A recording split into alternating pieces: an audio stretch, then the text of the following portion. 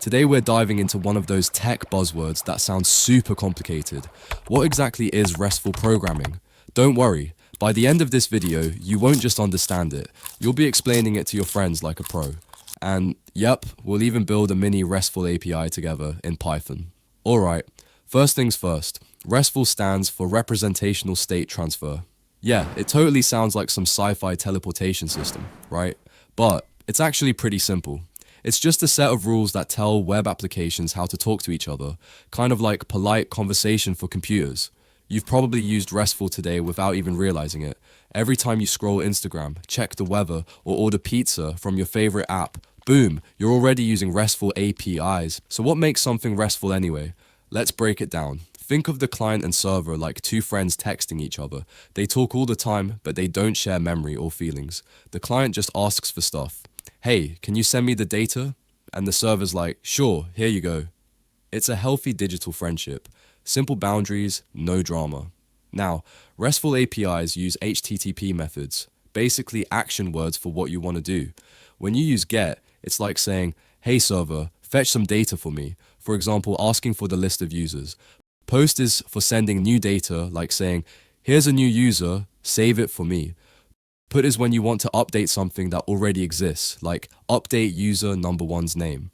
And the delete, well, that one's obvious. Remove that user, please. I'll show you all these HTTP requests in a Python app in just a moment. Once you see it in action, it'll all make perfect sense.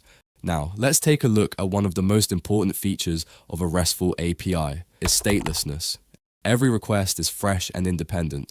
The server doesn't remember what you did before, so each time you ask for something, it's like meeting for the first time. And RESTful APIs usually use JSON as the data format. It's super easy to read, easy to send, and both humans and computers love it. Basically, the universal language of the web. Alright, so now that we know what RESTful actually is, let's build one together in Python. First thing we need is a little tool called Flask. It's super lightweight and makes building APIs a breeze. So just open your terminal and install it. That's all. Okay, once Flask is ready, we start by setting up a tiny web app. Think of it like saying, hey Python, let's build something awesome. Then we make a small list of fake users. Let's say we've got Alice and Bob. It's like our mini database, just living in memory for now. And here comes the fun part. We're giving our app the ability to talk using different HTTP methods. First, we add the GET request. That's what we use to ask the server for information. So when we say get users, the server answers, here's the list of everyone I've got. Then comes post. That's what we use to send new data to the server. Like saying, hey server, here's a new user, please add them. And boom, the server adds that person to the list. Next up is put. This one's for changing or updating something that already exists. So imagine we tell the server, update user number one's name. And it does, instantly. And of course there's delete. That one's easy. It's like saying, okay, remove that user. And the server just deletes it. Sorry Bob, you've been deleted. All we have to do now is run the app. And we can do that with a simple Python command. Once all of that's ready, we can actually test it. We'll use a tool called Postman. Basically, it's a cool app that lets you send requests and see how the server responds. Let's start with a GET request. Boom. The server sends us the whole user list. Now let's try a post request. We send a new user and the server adds them right away.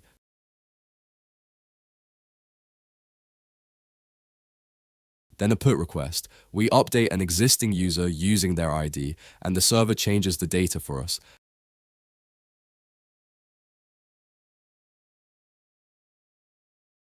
And finally, a delete request. We tell the server which user to remove by ID and gone. Just like that. To double check, we send one last GET request. And yep, the user we deleted is no longer there. That's it. See? RESTful APIs aren't scary at all. They're just simple structured conversations between you and the server. And congratulations, you just learned how to build and use your first RESTful API. If you want to go deeper, check out the courses section on the channel. There are tons of free lessons waiting for you. And if you'd like to support what we do, you can join the channel and get early access to new videos, sometimes even months before they go public. Thanks for watching, stay curious, stay RESTful, and keep coding.